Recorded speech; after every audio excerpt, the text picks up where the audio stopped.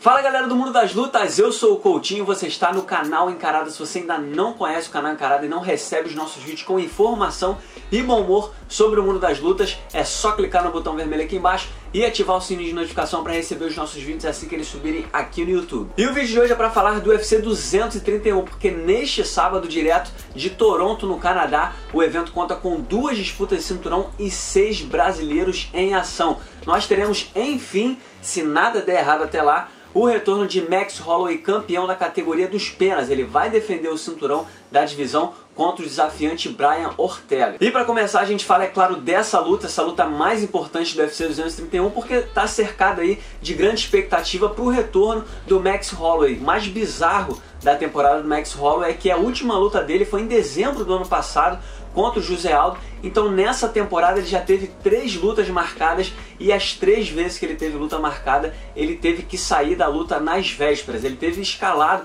para fazer uma luta contra o Frank Edgar no UFC 222, mas acabou saindo por conta de uma lesão. Depois disso ele foi convocado para enfrentar o Khabib Nurmagomedov no UFC 223 e também acabou saindo às vésperas, mas no caso por conta de problemas de saúde no corte de peso.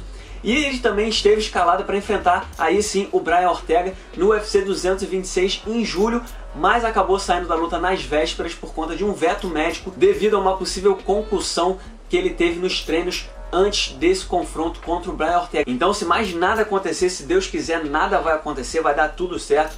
Max Holloway vai chegar saudável e bem para fazer essa grande luta que a gente está esperando contra o Brian Ortega, que tem tudo para ser uma lutaça. Eu acho que a grande questão dessa luta é qual o Max Holloway vai voltar, porque além dessa temporada, quase um ano inativo, sem pisar no octógono, o Max Holloway revelou essa semana que enfrentou uma luta contra a depressão, um caso muito sério. Então eu já adianto que se o Max Holloway chegar com a casa arrumada, chegar com a cabeça no lugar, com o cardio em dia e tudo mais, eu acho que ele pode muito bem vencer o Brian Ortega. Agora, se ele tiver qualquer deslize, o Brian Ortega é o tipo de cara que no primeiro vacilo ele vai capitalizar e vai mandar bem, vai tomar esse cinturão. Eu acho que é uma luta muito dura, tem tudo para ser uma luta competitiva. O Max Holloway é um cara agressivo, é porradeiro nato, vai para cima, sabe trabalhar bem à distância, tem uma envergadura muito boa, não tem medo, é um cara destemido dentro do octógono. Então, como campeão, ele vai partir para cima para defender o seu cinturão. Agora, se ele tiver com a cabeça no lugar, eu acho que ele tem as melhores chances, ele é um cara um pouco mais completo.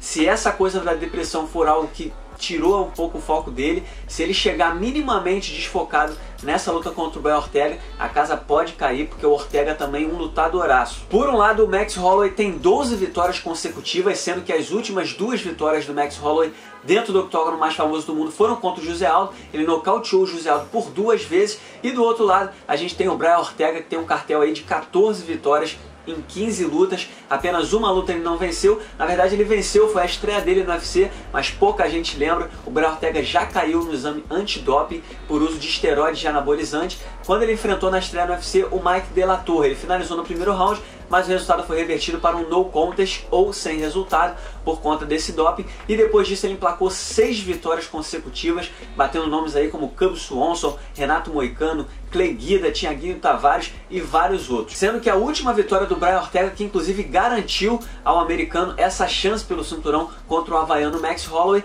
foi contra o Frank Edgar. Ele nocauteou o até então inocauteável Frank Edgar, uma performance espetacular. O Brian Ortega, é bom lembrar, ele é pupilo do Rener Gracie, ele tem um chão afiadíssimo, é tipo um rei da guilhotina. Quando ele bota a guilhotina é difícil de sair, mas ele tem apresentado também nas últimas lutas uma evolução claríssima na trocação. Não à toa, como eu já falei, ele nocauteou o Frank Edgar, ele se tornou, na última luta dele, o primeiro homem da história a nocautear o até então inocauteável Frank Edgar. Então, de uma forma resumida, na minha opinião, o Max Holloway é o favorito se ele estiver com a cabeça no lugar. Se essa coisa da depressão não atrapalhar o Max Holloway, eu acho que ele tem mais armas, então eu até concordo com o leve favoritismo que ele leva nas casas de apostas. Agora, qualquer deslize do Max Holloway, se ele estiver minimamente desfocado por conta de qualquer problema extra-octógono, a casa vai cair, porque o Ortega não é bobo. E na luta principal do UFC 231, nós teremos um reencontro, Valentina Shevchenko contra Joanna Jedrzejczyk. Calma, você não perdeu nenhuma luta entre as duas de MMA.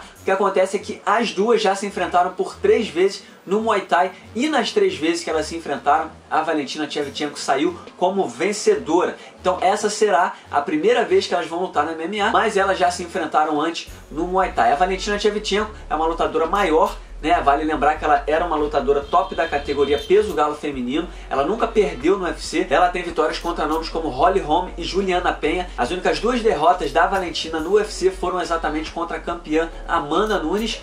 E por outro lado, a Joanna Jedrzejczyk é uma lutadora que defendeu o cinturão peso palha feminino por 5 vezes, depois perdeu 2 vezes para Rose Namajunas e na última apresentação ela venceu a Tisha Torres na decisão dos juízes. Então a Valentina está descendo de peso para a categoria peso mosca feminino e a Joanna Jedrzejczyk está subindo de peso do peso palha para a categoria peso mosca feminino. Lembrando que o cinturão na categoria peso mosca feminino está vago, então qualquer uma das 2 que vencer vai se tornar a nova campeã da divisão. Eu dou um leve favoritismo para a Valentina Shevchenko. Eu acho que ela é maior, é um pouco mais técnica na trocação e ela está numa fase um pouco melhor. A Joanna ainda não inspira tanta confiança. A última performance dela contra a Tisha Torres não foi nada espetacular, conforme ela fez nas defesas de cinturão que ela teve no UFC. Então a gente fica um pouquinho na dúvida para saber se a confiança da Joanna está em dia ou não. Ainda mais enfrentando uma rival que já a venceu por 3 vezes, a gente fica aí pensando se a confiança da Joanna vai ser o suficiente para mandar bem nessa luta. Agora, sem dúvida nenhuma, vai ser um confronto de altíssimo nível,